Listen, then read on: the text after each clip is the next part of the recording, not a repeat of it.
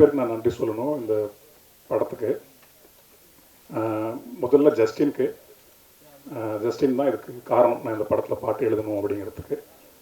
ஜஸ்டினோட நிறைய படங்கள் நான் எழுதியிருந்தாலும் இது வந்து யுவராஜுக்கும் ஜஸ்டினும் டிஸ்கஸ் பண்ணும்போது யாருக்கு எழுத வைக்கலாம் அப்படிங்கும்போது ஜஸ்டின் கார்த்திக் எழுத வைக்கலாம் அப்படின்னு ஜஸ்டின் தான் முதல்ல சொன்னாப்புல. அதன் பிறகு தான் நான் இதுக்குள்ளே வந்தேன். அப்புறம் எழுதுனது. இந்த நேரத்தில் நான் ஜஸ்டினுக்கு ரொம்ப நன்றி சொல்லிக்கிறேன். அதுக்கப்புறம் யுவராஜுக்கு நிறைய பாடல்கள் எழுதினோம். நிறைய எழுதி அப்புறம் அதிலிருந்து தான் ஒரு 5 பாடல்கள்லாம் படத்துக்குள்ளே வந்தது. நிறைய சண்டைன்னு கூட சொல்ல முடியாதுன்னு வச்சுக்கோங்களேன். அது ஒரு தீவிரமான ஒரு உரையாடலுக்குள்ளே போய் தான் ஒவ்வொரு பாட்டுமே வந்தது. அது படத்தில் பார்க்கும்போது ரொம்ப நிறைவாக இருந்துச்சு. ஒரு குடும்பத்துக்குள்ளேயும் அப்படி தான், என்னதான் சண்டை போட்டுக்கிட்டு தெரிஞ்சாலுமே அட் லாஸ்ட் அது ஒரு ஒரு ஒரு நிறைவு அந்த சண்டை தருது இல்லையா. அந்த மாதிரி தான் எங்களுக்குள்ளேயும் அது சண்டை மாதிரி தெரில. இந்த வரி ஏன் வைக்கலாம் அப்படிங்கிற மாதிரி அவர் கேட்பார். இந்த வரி இதனால் வைக்கலாம் அப்படின்னு நான் சொல்லுவேன். இப்படி ஒவ்வொரு பாட்டுக்கும் ஒவ்வொரு சொற்றோட்டத்துக்குமே இப்படி தான் நடந்துச்சு. ரொம்ப ஆரோக்கியமாக நடந்துச்சு. எந்தவித நான் எழுதுகிறேன் நீ இயக்குனர் அப்படிங்கிற எந்த ஒரு இதுவுமே எங்களுக்குள்ளே இல்லை. அதனால தான் பாடல்கள் நல்லா வந்திருக்குன்னு நான் நினைக்கிறேன், நம்புகிறேன். அந்த நேரத்தில் யுவாக்கு ரொம்ப நன்றி, ஒரு சாருக்கு ரொம்ப நன்றி. ஏன்னா இப்படி ஒரு படத்தை எடுக்கிறதுன்னு ஒன்று இருக்கு இல்லையா, அது கொஞ்சம் கஷ்டமான காரியம்தான். வெறும் லாப நோக்கம் மட்டும் இல்லாமல் லாபம் ஒரு பக்கம் வரட்டும், இன்னொரு பக்கம் இந்த மாதிரி படங்கள் நம்ம எடுக்கலாம் அப்படின்ற அந்த துணிவு, அதுக்கு சாருக்கு ரொம்ப நன்றி. ஒவ்வொரு கதாபாத்திரத்தில் நடித்தவங்களுக்குமே விதார்த்தம்னா, நான் முதல்ல ட்ராக் எழுதும் போது பார்க்கும்போது இந்த மாதிரி விஷுவல்ஸ் பார்த்துட்டு தான் ட்ராக்ஸ்லாம் எழுதுனது. பாடல் எழுதி முடிச்சுட்டு அதுக்கப்புறம் விஷுவல்ஸ் போகலை. எல்லா பாடல்களுமே காட்சியை பார்த்துட்டு தான் எழுதுனது. அப்படி ஒவ்வொரு முறை முதல் முறை நான் ஆர்ஆர்லாம் எதுவுமே இல்லாமல் எந்த இசைக்கோர்வை எதுவுமே கிடையாது, வெறுமனே சும்மா ரஃப் ட்ராக்ஸ் மட்டும்தான் இருந்தது. பார்க்கும்போது அந்த கடைசியாக விதார்த்தம் நான் பேசுவார் சைக்கலாஜிஸ்ட்ட. தன்னுடைய கடந்த கால வாழ்க்கையை வந்து ஒரு ப்ரீஃபாக ஒன்று சொல்லுவார். என்னை அறியாமல் உடஞ்சி அழுதுட்டேன். அப்போது பிறகு தேட்டரில் போய் பார்க்கும்போதும் அந்த இடத்துல வரும்போது இன்னும் இசை வேற கூட சேர்ந்த உடனே மீண்டும் மீண்டும் உடஞ்சி அழுதுட்டேன். அது என்னமோ நான் வாழ்கிற வாழ்க்கையே அந்த படத்தில் விதார்த்தம் நான் வாழ்ந்துட்டு போயிட்டார் அப்படின்ற மாதிரி தான் இருந்துச்சு. ஒவ்வொரு கதாபாத்திரமே அவங்க அப்பர்நதி அவங்க பேராக வந்தவங்களும், என் பொண்டாட்டி குண்டாயில் இல்லைன்னா கூட அந்த இலக்கு நான் சொல்லியிருப்பேன் அந்த படம் பாடுறதுக்கப்புறம். சனப்பண்ணிமா இருக்குங்கிறது இன்னுமே எனக்கு மனசில் இருக்குது.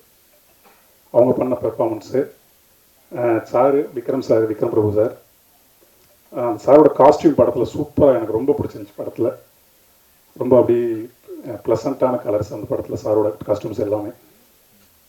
சார் டானாக்காரன்லாம் பார்த்துட்டு இதை பார்த்த உடனே ஒருவேளை இதுதான் சாரோட உண்மையான நேச்சரா இல்லை டானாக்காரனில் வருது நேச்சரா அப்படின்ற மாதிரி ஒரு குழப்பம் சார். ரொம்ப சூப்பர் சார், ரொம்ப நன்றி சார். ஒவ்வொருத்தருக்குமே சாரோட பேரா வந்த மேடம், அப்புறம் ஸ்ரீ அந்த கப்பல், இன்னைக்கு இருக்கிற கப்பலில் அவங்க தான் இருந்தாங்க. எதுக்கு எடுத்தாலும் தன்னுடைய அந்த படத்தில் வர மாதிரி தன்னோட ஈகோ எல்லாம் தூக்கி அடுத்தவங்க மேலே போடுறது, தன்னோட ஸ்ட்ரெஸ்ஸை தூக்கி அடுத்தவங்க மேலே போடுறது, அந்த இடம் ரொம்ப முக்கியமான இடம் படத்தில். அவங்க 2 பேருக்குமே இந்த இடத்துல நன்றி. எடிட்டர் சாருக்கு ரொம்ப நன்றி.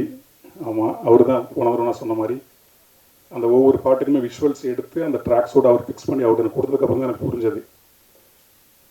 ஒரு 2 நாள் 3 நாள் ஆக வேண்டிய பாட்டை ஒரு அரை மணி நேரத்தில் எழுத வச்சிட்டார் அவர் தான்.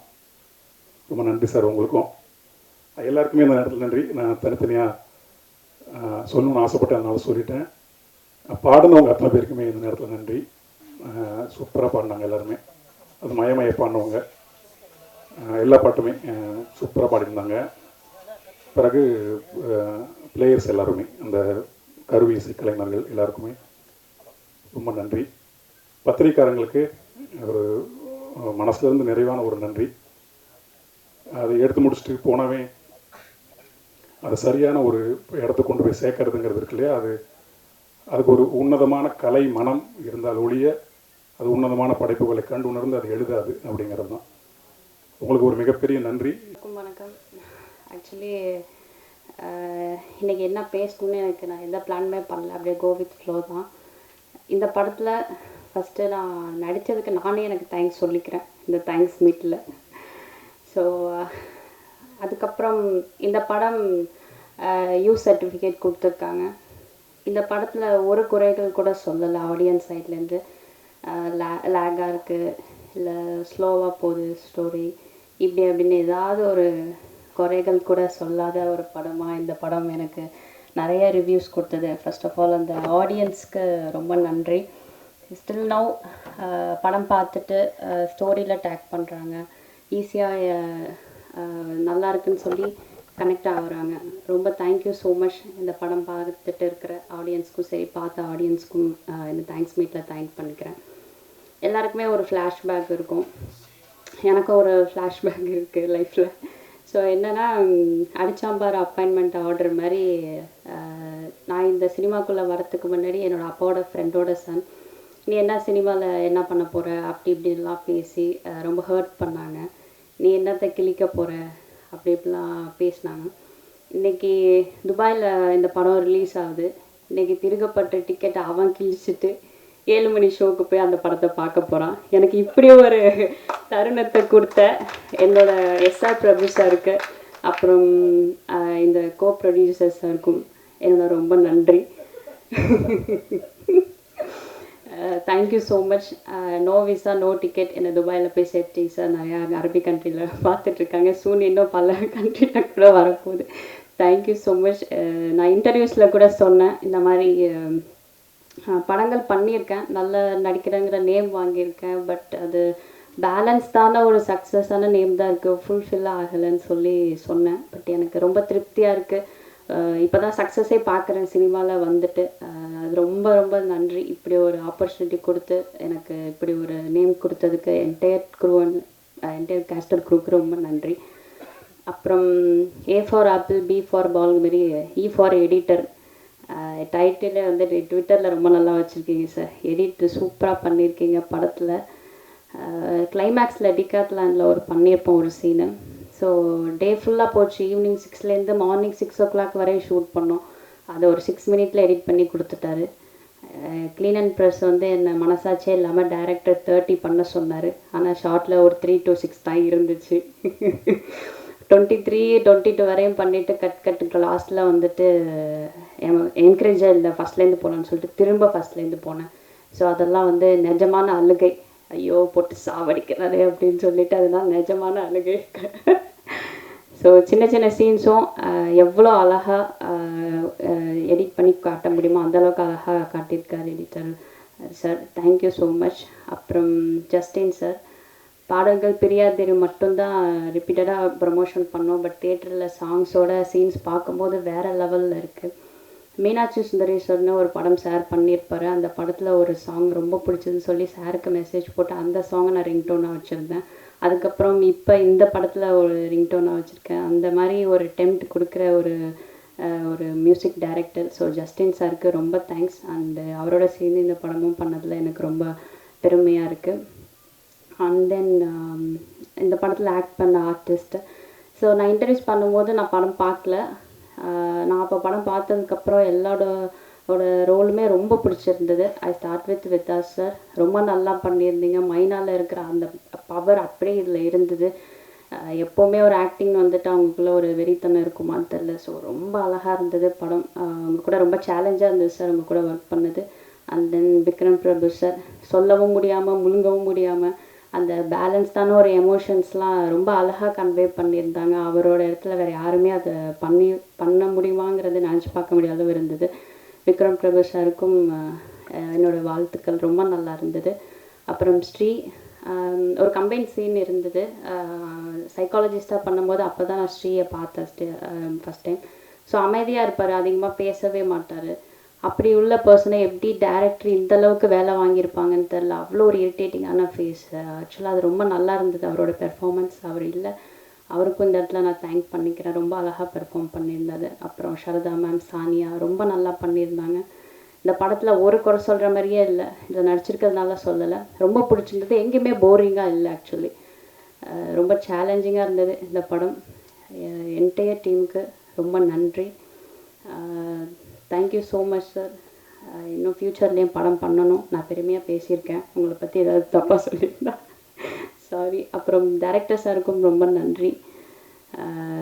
இப்படி ஒரு அழகான படம் எனக்கு வாய்ப்பு கொடுத்ததுக்கு அசிஸ்டன்ட் டைரக்டர்ஸ், அப்புறம் இந்த படத்தில் ஒர்க் பண்ண எல்லா டெக்னீஷியன்ஸ்க்கும், காஸ்டியூமருக்கும் எல்லாருக்கும் ரொம்ப நன்றி. நெக்ஸ்ட்டு இப்போ உங்களெல்லாம் எப்போ மீட் பண்ண போகிறோன்னு தெரில. நெக்ஸ்ட்டு ஒரு நல்ல படத்தோடு உங்களை நான் சந்திக்கிறேன். Thank you so much.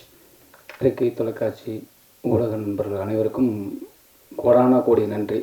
ஏன்னா இது எனக்கு கரெக்டாக 13 வருஷம் ஆயிடுச்சு. மைனா ரிலீஸ் ஆனோன்னு ஒரு படம் சக்ஸஸாக போனதுக்கப்புறம் பத்திரிகையாளர்களை வந்து சந்தித்தோம். உங்களெல்லாம் சந்தித்து அந்த வாழ்த்தை அந்த டீமோடு தெரிவிக்கும்போது ரொம்ப சந்தோஷமாக இருந்தது. அதுக்கப்புறம் குரங்கு பொம்மை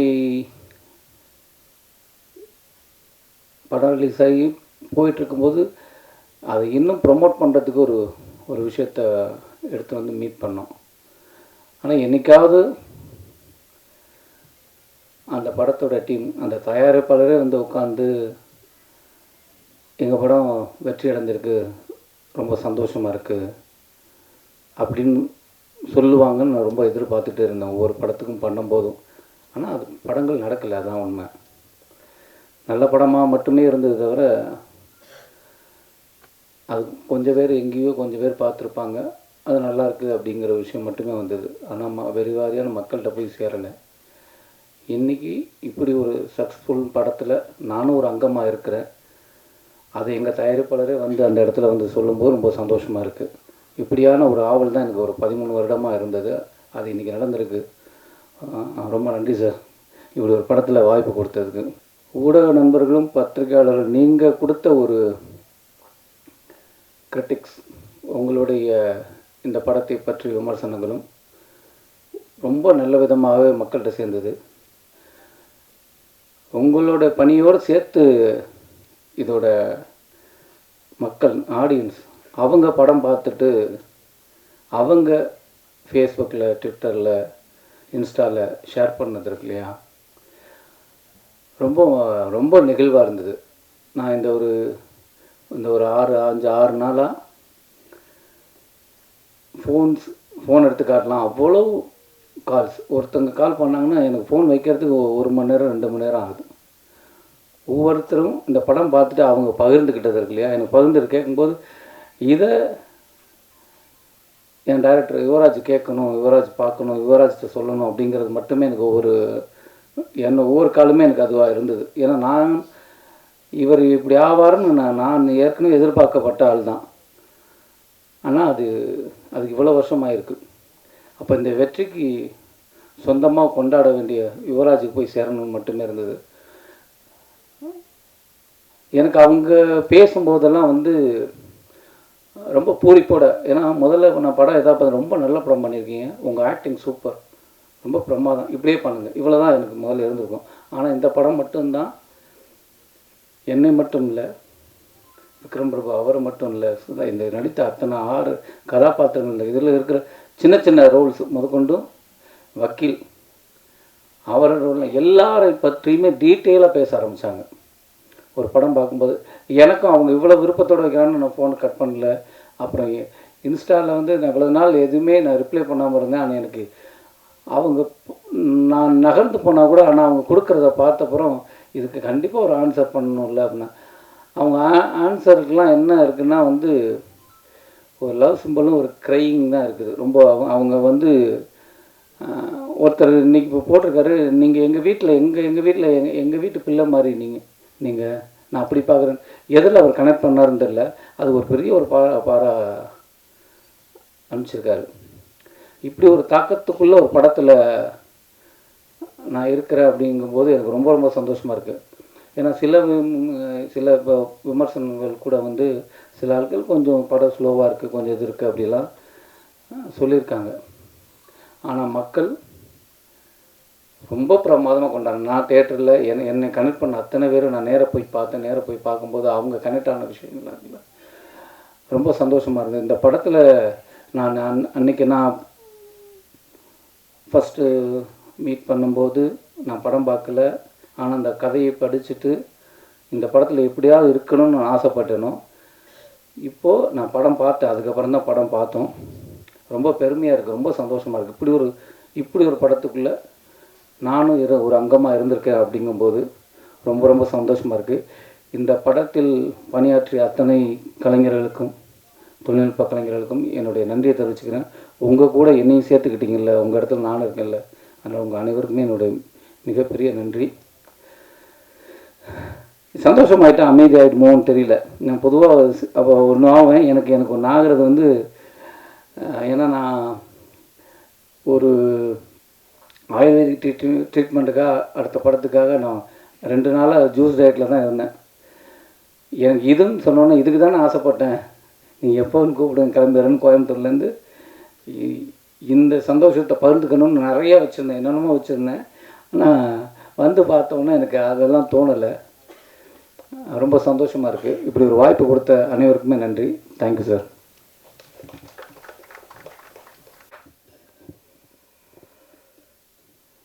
October 6th ஒய்ஃபோட பர்த்டே, படம் ரிலீஸ் ஆன நாள்.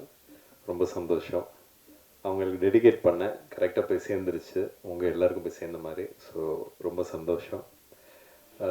கேள்வி இருந்துச்சு, நீங்களும் மன மாதிரியே தான் இருக்கீங்களா அப்படின்னு கேட்டாங்க. நீ தான் சொல்லணுமா அப்படின்னு சொன்னேன்.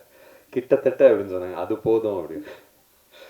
பர்ஃபெக்டாக இருக்கிறது தான் லைஃப் இல்லைன்னு யுவராஜ் சொன்னார். பட் அது நம்ம ட்ரை பண்ணுறோம்ல, அதுதான் லைஃப். அதுதான் இந்த படத்தை சொல்லுது. ஸோ அந்த ஒரு கேரக்டரு, என்னோடய கேரக்டர் மட்டும் இல்லை, என்னோடய கேரக்டர் நான் வாழ்ந்துட்டு இருக்க போது கூட, தியேட்டரில் போய் பார்க்க போது கூட, மித்த எல்லா கேரக்டரோடையும் நானும் ரிலேட் ஆனேன். அதுதான் வந்து power of characterization and power of script. And thank you, first thanks of course யுவராஜுக்கு. இதெல்லாம் வந்து ஐடென்டிஃபை பண்ணதுக்கு Prabhu sir and Thanga sir, I think அவங்க தான் மெயின் க்ரியேட்டிவ் ஹெட்னு நினைக்கிறேன். ஸோ அவங்களுக்கு அண்ட் அஃப்கோர்ஸ் இந்த பொட்டென்ஷியல் டீம்.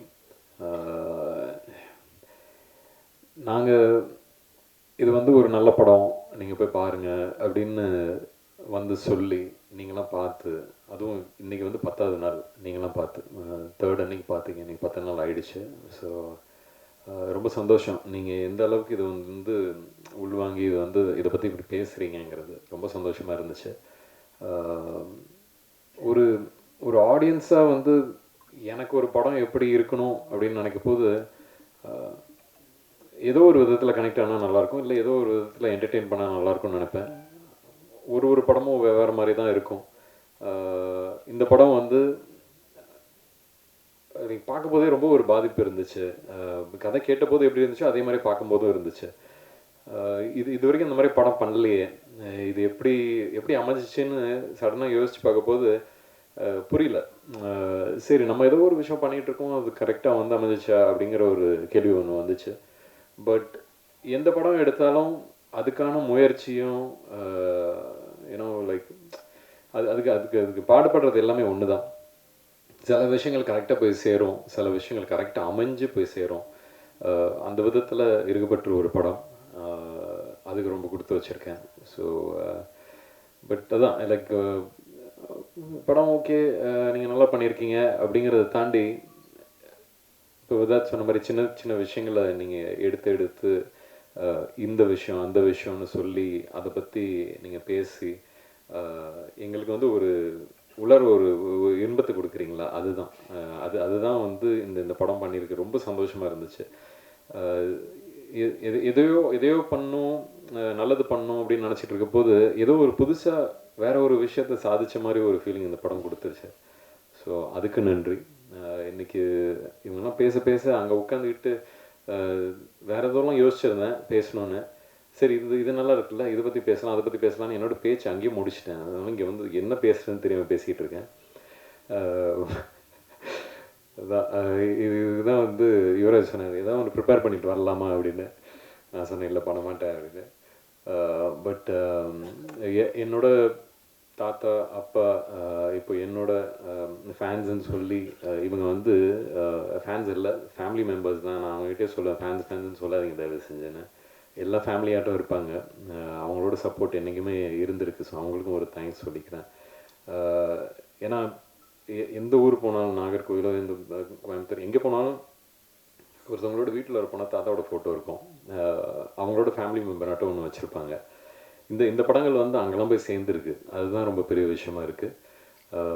அண்ட் என்கிட்ட வந்து இது இன்றைக்கி தேங்க்ஸ் மீட் இருக்குது அப்படின்னு சொல்லும்போது, ரீசெண்டாக ஒரு டிவி சேனல் லைவ் இது ஷோக்கு போயிருந்தபோது கேட்டாங்க, தேங்க்ஸ் யார்கிட்ட சொல்லுவீங்க, சாரி யார்கிட்ட சொல்லுவீங்கன்னு. தேங்க்ஸ் சொல்லிட்டேன், அதுக்கப்புறம் சாரி வந்து யார்கிட்ட சொல்லுவீங்கன்னு கேட்கும்போது, இல்லை நம்மளோட சினிமாவை வந்து பார்க்குறாங்கல்ல, சில நேரத்தில் நம்மளை தாண்டி சில விஷயங்கள் வந்து சரியாக போய் சேராமல் அந்த படம் வந்து சரியாக வராமல் போகும். ஸோ அவங்களுக்கு சாரி சொல்லிக்கிறேன் அப்படின்னு சொன்னேன். ஆனால் இன்றைக்கி இங்கே அன்றைக்கி சாரி சொன்னதால தான் இன்றைக்கி இங்கே நிற்கணும்னு நினைக்கிறேன். ஸோ சந்தோஷம். தேங்க்ஸ்.